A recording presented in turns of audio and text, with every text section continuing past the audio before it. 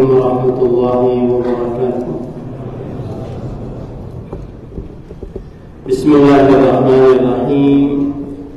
إن الحمد لله نحمده ونستعينه ونستغفره ونعوذ بالله من شرور أنفسنا وسيئات أعمالنا. من يهده الله فلا مضل له ومن يضلل فلا هادي له.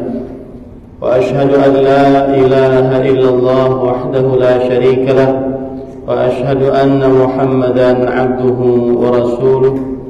يا أيها الذين آمنوا اتقوا الله حق تقاته ولا تموتن إلا وأنتم مسلمون. يا أيها الناس اتقوا ربكم الذي خلقكم من نفس واحدة وخلق منها زوجها وبث منهما رجالا كثيرا ونساء واتقوا الله الذي تساءلون به والأرحام إن الله كان عليكم رقيبا. يا أيها الذين آمنوا اتقوا الله وقولوا قولا سديدا يصلح لكم أعمالكم ويغفر لكم ذنوبكم ومن يطع الله ورسوله فقد فاز فوزا عظيما. أما بعد فإن أصدق الحديث كتاب الله وأحسن الهدي هدي محمد صلى الله عليه وعلى آله وسلم وشر الأمور محدثاتها وكل محدثة بدعة وكل بدعة ضلالة وكل ضلالة في النار. Alhamdulillah, kita bersyukur pada Allah Subhanahu wa taala pada hari ini, hari Kamis malam Jumat 26 Sya'ban 1445 Hijriah bertepatan dengan 7 Maret 2024. Kita dimudahkan oleh Allah Subhanahu wa taala untuk duduk bersama mengkaji ayat-ayat suci Al-Quran dan hadis Rasul sallallahu alaihi wa alihi wasallam dalam sebuah kajian Islam ilmiah tematik setiap Kamis malam Jumat pada pekan kedua di Masjid Nurul Iman, Serengseng, Jakarta Barat. Salawat dan salam semoga selalu Allah berikan kepada Nabi kita Muhammad sallallahu alaihi wa ala alihi wasallam, pada keluarga beliau, para sahabat, serta orang-orang yang mengikuti beliau sampai hari kiamat kelak. Dengan nama-nama Allah yang husna dan sifat-sifat yang ulia kita berdoa, Allahumma inna nas'aluka ilman nafi'an wa rizqan tayyiban wa amalan mutaqabbala. Allahumma amin. Ahibati fillah, afanillah wa iyyakum kaum muslimin yang saya cintai karena Allah, jamaah Masjid Nurul Iman. Semoga Allah Subhanahu wa taala selalu memberikan afiat kepada kita di dunia dan di akhirat. Pada pertemuan kali ini kita mengangkat tema Al-A'mal Al-Khassah fi Syahri Ramadan, amalan-amalan inti dalam bulan Ramadan. Poin pertama yang ingin saya sampaikan adalah bahwa bulan Ramadan harus kita yakini sebagai bulan untuk memperbanyak ibadah kepada Allah Subhanahu wa taala dibandingkan bulan-bulan yang lainnya. Itu harus masuk ke dalam pikiran kita dan jadi buah keyakinan kita. Ramadan adalah bulan untuk memperbanyak ibadah kepada Allah Subhanahu wa taala. Memperbanyak sholat, memperbanyak puasa, memperbanyak sedekah, memperbanyak baca Quran, berdoa, berzikir, dan amal ibadah lainnya. Ramadan adalah, para ulama mengatakan, syahrul ibadah wa syahrut ta'ah, yaitu bulan ibadah untuk memperbanyak ibadah dan bulan untuk mengerjakan ketaatan kepada Allah Subhanahu wa taala. Apa dalil poin yang pertama ini? Poin yang pertama ini adalah ayat Al-Qur'an yang berkaitan dengan Ramadan. Surat Al-Baqarah ayat 183. Ya ayyuhalladzina amanu kutiba alaikumus shiyam kama kutiba alal ladzina min qablikum la'allakum tattaqun. Wahai orang-orang yang beriman, diwajibkan atas kalian berpuasa sebagaimana orang-orang sebelum kalian, agar mereka bertakwa. Takwa adalah tujuan dari bulan puasa, dan takwa pengertiannya adalah fi'lu ma'mur wa tarku mahdzur, mengerjakan yang diperintah dan meninggalkan yang dilarang. Maka ini dalil yang menunjukkan bahwa bulan Ramadan syahrul ibadati wat ta'ah, bulan memperbanyak ibadah dan ketaatan kepada Allah Subhanahu wa taala. Kemudian dalil yang lain, yaitu Rasulullah sallallahu alaihi wa ala alihi wasallam bersabda tentang bulan Ramadan, yaitu hendaknya orang-orang yang mencari kebaikan, sambutlah dia bulan Ramadan dengan mengerjakan ketaatan-ketaatan. Sebagaimana hadis sahih, ya baghiyal khairi aqbil wa ya baghiyasy syarri aqsir. Wahai pencari kebaikan, sambutlah kalian sekarang di dalam bulan Ramadan. Wahai yang sedang bermaksiat, cukupkanlah kalian sekarang sedang berada di dalam bulan Ramadan.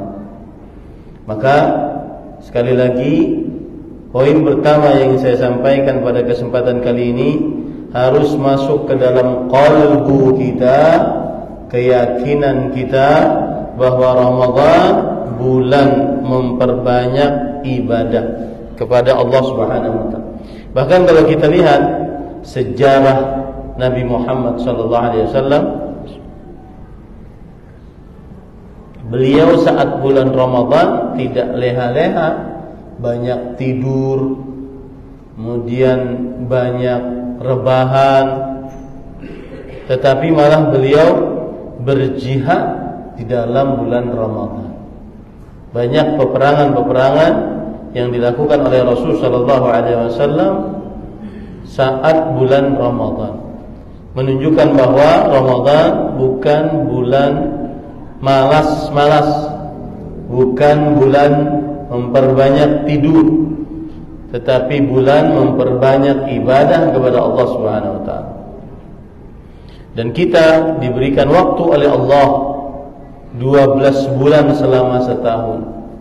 11 bulan mungkin seseorang beraktivitas dunia, mencari harta, rezeki, karunia dari Allah Subhanahu wa taala. Dan 1 bulan saja Allah menginginkan kita lebih dekat dengan ibadah, dengan Allah, lebih memperbanyak salat, terutama salat-salat sunnah seperti tarawih yang akan kita sebutkan. Kemudian memperbanyak puasa, tentunya puasa Ramadan, memperbanyak sedekah dan yang lain-lain, baca Al-Quran, berdoa yang akan kita sebutkan insyaallah ta'ala. Baik, jadi kita sepakat beberapa hari lagi ini, selama 1 bulan penuh memperbanyak ibadah sesuai dengan kemampuan masing-masing. Maksudnya sesuai dengan kemampuan masing-masing adalah lihat kekuatannya pada sisi apa. Dia bisa memperbanyak sedekah, perbanyaklah. Dia bisa dengan kekuatannya memperbanyak sholat, perbanyaklah. Dia dengan kelancaran membaca Al-Qur'annya, perbanyaklah membaca Al-Quran di dalam bulan Ramadan. Dan terus seperti itu. Baik. Kemudian kita langsung masuk kepada amalan-amalan inti dalam bulan Ramadan. Dan ini adalah salah satu fikih beribadah di dalam bulan Ramadan, yaitu seseorang ketika di dalam bulan Ramadan maka hendaknya dia memperhatikan amalan-amalan inti, tidak beramal sekehendaknya, akan tetapi hendaknya dia memperhatikan amalan-amalan inti. Dan ini fikih dalam bulan Ramadan. Apa saja yang diinginkan, disukai oleh Allah Subhanahu wa taala untuk kita amalkan di dalam bulan Ramadan, itu yang kita fokus kepadanya. Nah, amalan yang pertama, sebelumnya saya ingin memberikan pengetahuan bahwa ada buku yang saya tulis, judulnya Pasti Dapat Lailatul Qadar. Maka bisa di download melalui Google Drive, ya, masuk ke Google, kemudian cari Ahmad Zainuddin Al-Banjari. Di situ ada banyak buku yang saya tulis, walhamdulillahi awalan wa akhiran. Dan saya tidak terlalu tertarik untuk mencetak buku saya dan dijual seperti yang lainnya. Saya lebih tertarik menulis buku kemudian dibagikan wakaf untuk kaum muslimin. Mudah-mudahan jadi amal saleh. Dan pada ikhwan yang dirahmati oleh Allah, saya juga nanti akan kirimkan filenya kepada panitia di sini sehingga bisa dibagikan secara gratis file PDF-nya. Salah satu poin yang saya sebutkan, saat seseorang mau menghadapi bulan Ramadan, maka yang harus dia pahami adalah mengetahui amalan-amalan inti dalam bulan Ramadan, sehingga Ramadannya mendapatkan pahala yang besar karena mengerjakan amalan-amalan inti dalam bulan Ramadan. Yang pertama yaitu iqamatus salah al-khamsah, mendirikan salat yang 5. Karena para ikhwan yang dirahmati oleh Allah, siapa yang berpuasa pada bulan Ramadan atau mengerjakan apapun ibadah di dalam bulan Ramadan, akan tetapi dia melalaikan salat, maka tidak bermanfaat ibadahnya. Apalagi sampai meninggalkan salat 5 waktu. Ya. Dalam hadis riwayat Imam Muslim dari Jabir bin Abdullah radhiyallahu anhuma, Rasulullah sallallahu alaihi wasallam bersabda, "Baina ar-rajuli wa baina asy-syirki wal kufri tarkus shalah." Antara seseorang dengan kesyirikan dan kekufuran adalah meninggalkan salat. Jika seseorang ini meninggalkan salat, maka tidak ada jarak antara dia dengan kesyirikan dan kekufuran. Maka hati-hati dalam bulan Ramadan, semangat berpuasa akan tetapi melalaikan salat. Saya sering mengucapkan tentang pelalaian salat itu ada 6 pelalaian. Yang pertama, tidak salat sama sekali. Yang kedua, terkadang salat, terkadang tidak. Yang ketiga, salat di luar waktu salat yang sudah ditentukan. Yang keempat, salat di akhir waktu salat. Yang kelima, salat tidak tuma'ninah. Yang keenam, salat tidak khusyuk. Dan bagi laki-laki khusus yang ketujuh, salat tidak di masjid. Aneh saja kalau Ramadan laki-laki salatnya tidak di masjid, karena selain Ramadan diwajibkan menurut pendapat yang lebih dikuatkan untuk sholat di masjid. Maka perhatikan itu saat sholat saat bulan Ramadan. Rasul sallallahu alaihi wasallam bersabda, "Al-ahdu alladhi bainana wa bainahumus shalah, faman tarakaha faqad kafar." Perjanjian antara kami dan orang musyrik adalah perihal sholat. Siapa yang meninggalkan sholat maka sungguh dia telah kafir. Hadis riwayat Imam At-Tirmidzi. Maka perhatikan ini perihal sholat 5 waktu saat bulan Ramadan. Kemudian yang kedua adalah yaitu bersahur. Dan sahur kebanyakan para ulama bahkan ijma' mengatakan hukumnya sunnah muakkadah. Ijma' dinukilkan oleh para ulama, yaitu seperti Imam An-Nawawi mengatakan bahwa sahur adalah sunnah muakkadah.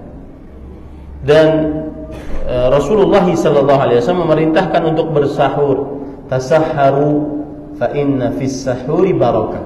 Bersahurlah, sesungguhnya di dalam bersahur terdapat berkah. Apa berkah bersahur?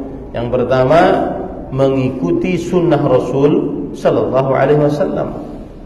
Kemudian yang kedua, lebih membuat seseorang kuat untuk berpuasa. Yang ketiga, dapat berdoa di waktu yang mustajab, yaitu sepertiga malam terakhir sebelum dikumandangkan azan subuh. Allah Subhanahu wa taala berfirman di dalam hadis qudsi riwayat Bukhari dan Muslim, Rasul sallallahu alaihi wasallam bersabda, "Yanzilu Rabbuna ila sama'id dunya kulla lailah hina yabqa thuluthul lailil akhir." Allah Rabb kita turun ke langit dunia di setiap malam ketika tersisa sepertiga malam terakhir. Fayaqul, lalu Allah berfirman, "Liman yad'uni fa astajibalah." Siapa yang berdoa kepadaku maka niscaya aku akan kabulkan. Wa man yas'aluni fa u'tiyah. Siapa yang memohon kepadaku maka aku akan berikan. Wa man yastaghfiruni fa aghfirlah. Siapa yang meminta maghfirah kepadaku maka aku akan berikan maghfirah untuknya. Maka orang bersahur itu penuh dengan berkah. Termasuk keberkahan sahur juga yang keempat, menyelisihi kaum Yahudi dan Nasrani. Rasul sallallahu alaihi wasallam bersabda dalam hadis riwayat Muslim, yaitu faslu ma baina siyamina wa siyami ahli kitab akalatus sahur. Perbedaan antara puasa kita dengan puasa ahlul kitab, makan sahur.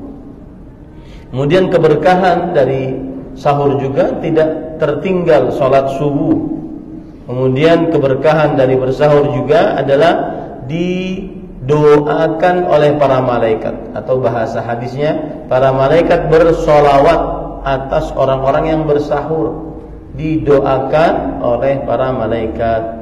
Sebagaimana dalam hadis riwayat Imam Ahmad dari Abu Sa'id Al-Khudri radhiyallahu an, "As-sahuru akluhu barakah, fala tad'u walau an yajra'a ahadukum jar'atan min ma' fa inna Allah azza wa jalla wa malaikatahu yusalluna 'alal mutasahhirin." Makan sahur adalah berkah, maka janganlah kalian meninggalkannya walaupun hanya seteguk dari air. Biasanya ada orang malas bersahur, maka jangan tinggalkan walau hanya seteguk dari air. Karena sesungguhnya Allah Subhanahu wa taala dan para malaikatnya bersolawat atas orang-orang yang bersahur. Apa yang dimaksud Allah berselawat atas orang yang bersahur? Seorang tabi'i, Imam Abul Aliyah rahimahullah mengatakan, "Salatullahi thana'uhu fil mala'il a'la." Ketika Allah berselawat, maksudnya adalah Allah memuji hamba tersebut di hadapan para malaikatnya. Orang yang bersahur akan dipuji oleh Allah Subhanahu wa taala di hadapan para malaikatnya. Kemudian adapun makna salawatnya para malaikat adalah doa mereka kepada orang-orang yang bersahur. dengan mengucapkan Allahumma ighfir lahum, Allahumma arhamhum, Allahumma barik lahum. Ya Allah, ampuni mereka, rahmati mereka, dan berkahi mereka. Nah, ini jangan ditinggalkan bersama, meskipun ijma' para ulama hukumnya sunnah. Kemudian termasuk juga hal yang berkaitan dengan sahur adalah sahur diakhirkan waktunya, lebih utama dibandingkan di awal waktu, diakhirkan waktunya. Sebagaimana hadis dari Anas bin Malik radhiyallahu an, bahwa anna Nabiyullah sallallahu alaihi wasallam wa Zaid bin Thabit radhiyallahu anhu tasahhara. Nabi Muhammad sallallahu alaihi wasallam dan Zaid bin Thabit keduanya bersahur. Falamma faragha min sahurihima qama Nabiyullah sallallahu alaihi wasallam ila salati fa shalla. Ketika mereka selesai berdua bersahur, maka Nabi Muhammad SAW bangun untuk sholat subuh. Lalu Anas bin Malik radhiyallahu anhu bertanya kepada Zaid bin Thabit, "Kam kana baina faraghihima min sahurihima wa dukhuluhuma fi shalah?" Berapa jarak antara sahur mereka berdua dengan masuk mereka ke dalam sholat, yaitu adzan subuh. Maka qadri ma yaqra'u ar-rajul 50 ayat. Qadri ma yaqra'u ar-rajul 50 ayat. Seperti seseorang baca Al-Qur'an 50 ayat Al-Qur'an.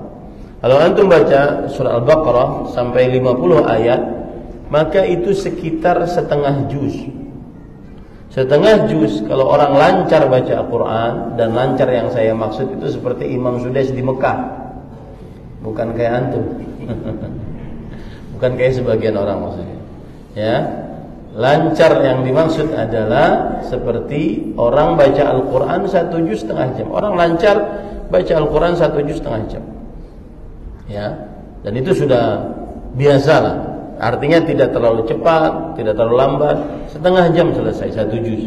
Makanya kalau ada orang meruqyah pakai surat Al-Baqarah, itu 2 juz 4 lembar, berarti 1 jam setengah atau 1 jam seperempat gitu ya.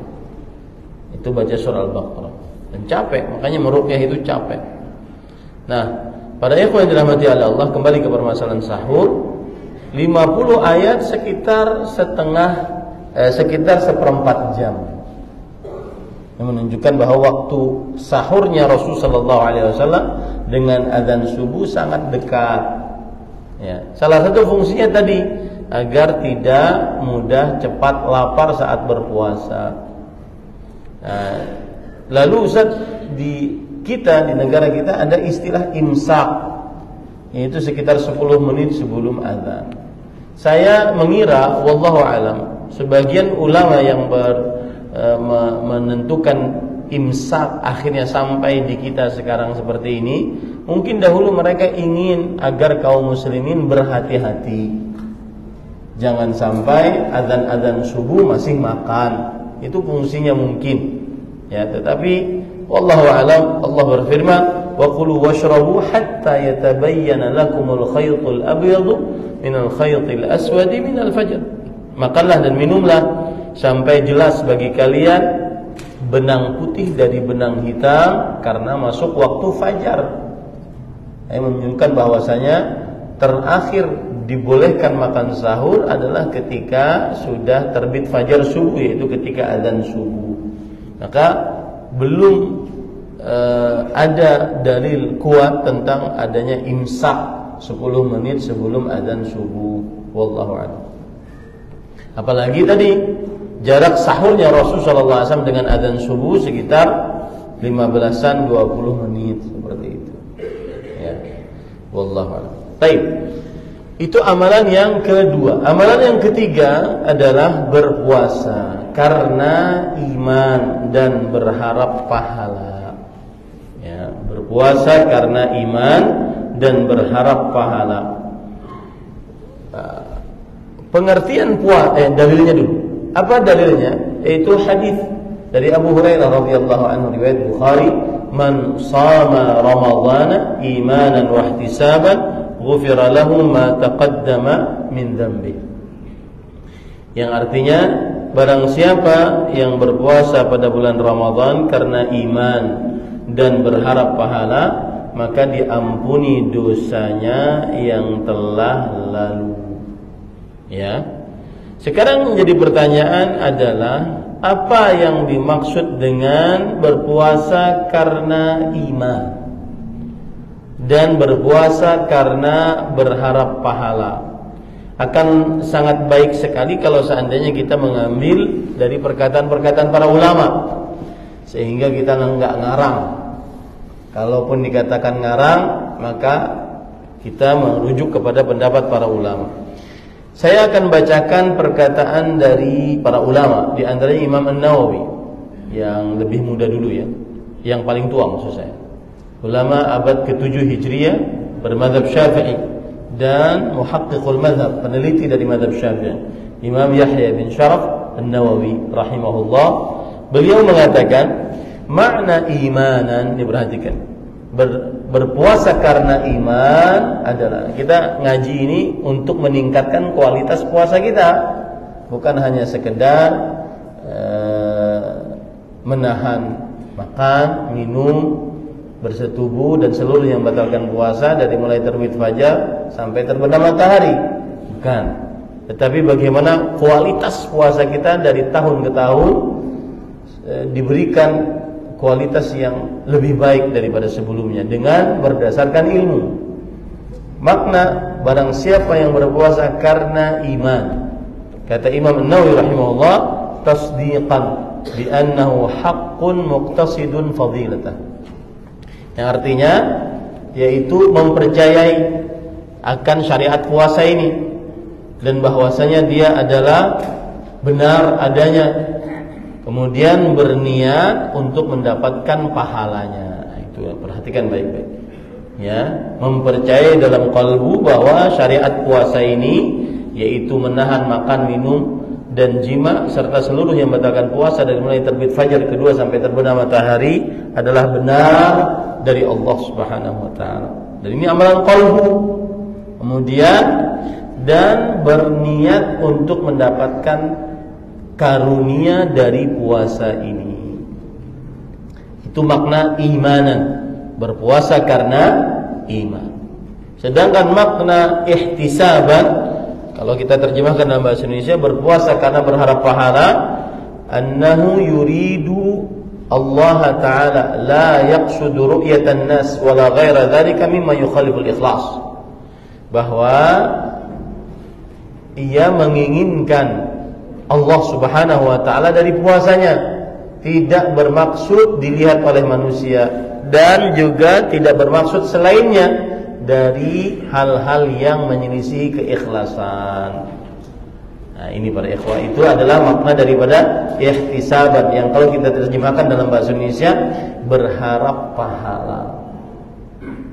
Maka orang berpuasa yang diampuni dosanya yang telah lalu, dia harus memiliki puasanya iman dan ihtisaban. Imanan dan ihtisaban. Karena iman dan karena berharap pahala dari Allah Subhanahu wa taala. Karena iman maksudnya adalah meyakini puasa ini syariat yang benar dari Allah Subhanahu wa taala dan bermaksud hanya ingin mencari karunia Allah dari puasa tersebut. Kemudian berharap pahala maksudnya adalah tidak ingin riya dari puasanya. Dan subhanallah para ikhwan, saya punya kajian dengan judul belajar ikhlas dari puasa. Amalan yang paling ikhlas puasa. Kenapa?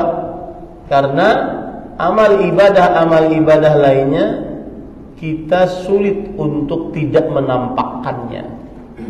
Dan kalau tidak menampakkannya, maka kalau menampakkannya maka pasti riya. Sedangkan puasa maka kita bisa tidak menampakkan.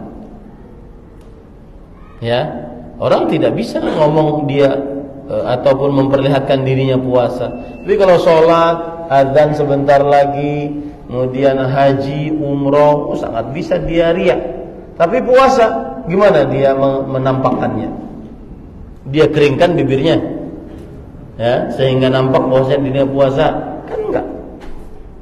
Dan ini sangat luar biasa. Ada perkataan yang menarik sebelum azan saya bacakan tentang indahnya puasa, ya, yaitu para ikhwan yang dirahmati oleh Allah Subhanahu wa taala,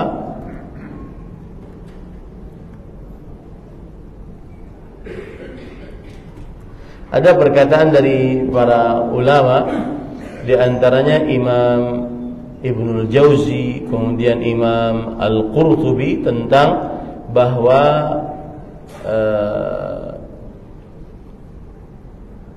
ibadah yang agung, kenapa puasa adalah ibadah yang agung? Karena di dalam puasa benar-benar terdapat keikhlasan. Kenapa Allah Subhanahu wa taala sampai mengatakan illa siyam fa innahu li wa ana ajzi bi? Setiap amalan anak Adam itu dilipatkan pahalanya oleh Allah, kecuali puasa. Puasa tidak ada yang mengetahuinya kecuali aku. Pahala puasa itu hanya Allah yang mengetahuinya. Makanya Imam Ahmad mengatakan as-siyam la yaktubuhul hafadhah. Puasa itu pahalanya tidak ditulis oleh para malaikat. Tidak ada yang tahu pahala puasa kecuali Allah Subhanahu wa taala. Kenapa? Karena di dalam puasa ada keikhlasan. Coba perhatikan, beliau mengatakan, kata beliau di dalam perkataan tentang ikhlas, yaitu jami'ul ibadat tadhharu bi fi'liha wa qalla an yaslama ma yadhharu min syauq bi khilafi as-sawm. Ini perkataan Imam Ibnul Jauzi, ulama Islam abad ke-6 Hijriah. Seluruh amal ibadah nampak dengan mengerjakannya, dan sedikit sekali yang selamat dari riya. Beda dengan puasa. Orang puasa tuh gak bisa riya. Coba antum, gimana riya saat puasa? Haus, nggak bisa. Nggak bisa. Riya saat puasa itu nggak bisa. Kemudian juga perkataan Imam Al-Qurtubi, ulama Islam abad ke-7 Hijriah. Lamma kanatil a'mal yadkhuluha ar-riya was-shaum la yattali'u 'alayhi bimujarrad fi'lihi illa Allah fa'adafahu ila nafsihi. Ketika seluruh amalan dapat dimasuki oleh riya, beda dengan puasa. Tidak ada yang mengetahuinya dengan mengerjakannya saja kecuali Allah. Beda kalau orang ngomong, beda. Nah, ini para ikhwan, mudah-mudahan kita lanjutkan setelah salat Isya. Wallahu a'lam, sallallahu nabi Muhammad walhamdulillahi rabbil alamin. Sudah azan ya? Hah? 1 menit lagi? Hah? Oh, 2 menit lagi. Baik. Maka kembali ke permasalahan tadi, amalan yang ketiga adalah yaitu berpuasa karena iman dan berharap pahala. Dan saya pesan untuk diri pribadi, jangan puasanya seperti puasa orang awam yang cuma ahwanus siyam tarku ta'ami wa syarab. Para ulama salaf mengatakan serendah-rendah orang puasa adalah yang cuma meninggalkan makan dan minum. Kita penuntut ilmu, orang yang sering duduk di majelis ilmu, harus puasanya, kualitas puasanya harus lebih tinggi daripada orang yang tidak pernah duduk di majelis ilmu. Coba perhatikan perkataan Imam, ya ini menarik ya. Perkataan Imam Al-Khattabi, Abu Sulaiman Al-Khattabi, dinukil perkataannya oleh Al-Hafidz Ibnu Hajar dalam kitab beliau Fathul Bari. Beliau mengatakan, ihtisaban maknanya adalah al-iman. Al-iman al-i'tiqad bi fardhiyati shaumi. Ketika kita puasa, maka harus ada keyakinan dalam qalbu bahwa ini adalah diwajibkan oleh Allah. Jadi bukan sekedar ritual kebiasaan saja. Sudah disuruh sahur-sahur, kemudian suruh puasa-puasa, kemudian nanti berbuka. Enggak, harus ada peletakan dalam qalbu bahwa puasa ini wajib. Diwajibkan oleh Allah dan saya tunduk atas itu. Nah, itu amalan qalbu. Ya. Kemudian apa makna ihtisab? Nah, ini menarik. Yaitu azimah, yaitu tekad kuat untuk berpuasa. Ya, tekad kuat untuk berpuasa. Apa maksudnya?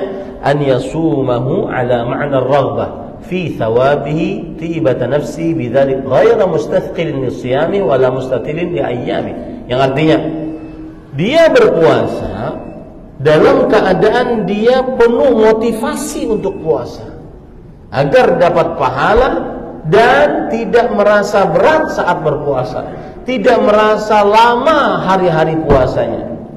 Aduh, haus banget. Aduh, 5 jam lagi. Nggak boleh. Orang puasa yang ihtisab nggak boleh gitu. Aduh, haus. Jangan diucapkan. Merasa lama puasanya, tinggal sekian jam lagi, meskipun dalam konteks bercanda mungkin. Tak ada. Orang berilmu nggak boleh puasanya begitu. Dia menikmati puasa. Semakin haus, semakin dia menikmati puasa tersebut. Apalagi yang bekerja, kerjaannya mungkin kerjaan berat, nikmati saja itu. Ya, jangan sampai puasa seperti puasa orang awam. Ghaira mustafqilin li siyamihi wala mustathilin li ayyamihi. Tidak merasa berat saat berpuasa dan tidak merasa panjang saat hari-hari puasanya. Nah, silahkan adzan. Dan setelah adzan kita lanjut salat insyaallah.